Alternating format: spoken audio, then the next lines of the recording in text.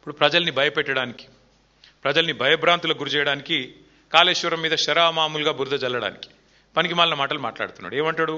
2022 వరదల ఫోటోలు చూపెట్టి అప్పుడు కన్నెపల్లి పంప్ హౌస్ మునిగింది అని చెప్పి అడ్డమైన మాటలు మాట్లాడుతున్నాడు. నేను వారికి చెప్పేది ఒకటే, ఇప్పుడు రెడీగా కన్నెపల్లిలో బటన్ నొక్కితే మోటార్లు పనిచేస్తాయి. పంప్ హౌస్ మంచిగా ఉంది, పాపం ఇంజనీర్లు కష్టపడుతున్నారు, నువ్వు పట్టించుకోకపోయినా వాళ్ళు మెయింటైన్ చేస్తున్నారు. ఒకవైపేమో నీళ్లు లేక రైతులు ఏడుస్తుంటే అదో విషాదం అనుకుంటే, నువ్వేమో ఒక పైశాచిక ఆనందంతో, సాడిస్టిక్ ప్లెజర్తో నీళ్లు ఉండి నీళ్ళు ఎత్తక మా మీద కోపంతో ఇష్టం వచ్చినట్టుగా వ్యవహారాలు చేస్తూ ఉన్నావు. ఇవాళ రాష్ట్రంలో వాతావరణ శాస్త్రవేత్తలు చెప్తున్నారు, ఇంజనీర్లు చెప్తున్నారు, మరి ఎల్నీనో ప్రభావంతో పైన ఎక్కడ నీళ్లు లేవు, సిస్టంలో నీళ్ళు ఎక్కడ ఉన్నాయా అంటే ఒకటే చోట కన్నెపల్లి దగ్గర ఉన్నాయి. గోదావరిలో అక్కడ ప్రాణహిత నుంచి నీళ్లు వస్తూనే ఉన్నాయి.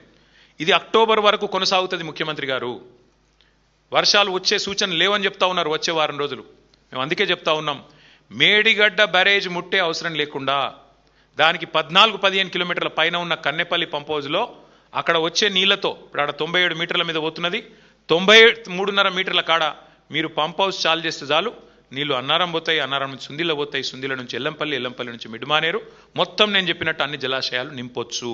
ఇది రాష్ట్ర రైతులు గ్రహించాలి. ఇది కాలం తెచ్చిన కరువు కాదు, ఇది కాంగ్రెస్ కక్షతోని మీ మీద రుద్దుతున్న కరువు అని రాష్ట్ర రైతన్నలు గుర్తించాలని చెప్పి నేను కోరుతా ఉన్నాను.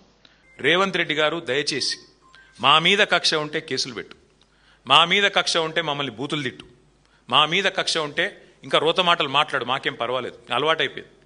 కానీ రైతుల మీద దయచేసి పగబట్టకు, రైతుల మీద కోపం తీర్చుకోకు. కాళేశ్వరాన్ని బదనాం చేయాలి, కాళేశ్వరం కూలేశ్వరం అని చెప్పి పనికిమాలిన కూతలు కుయ్యాలి అని చెప్పి వాగే పిచ్చివాగుడిలో దయచేసి రైతులు, రాష్ట్రంలోని లక్షలాది మంది రైతుల వారి నోట్లలో మట్టి కొట్టకు. ఇది నా ప్రార్థన.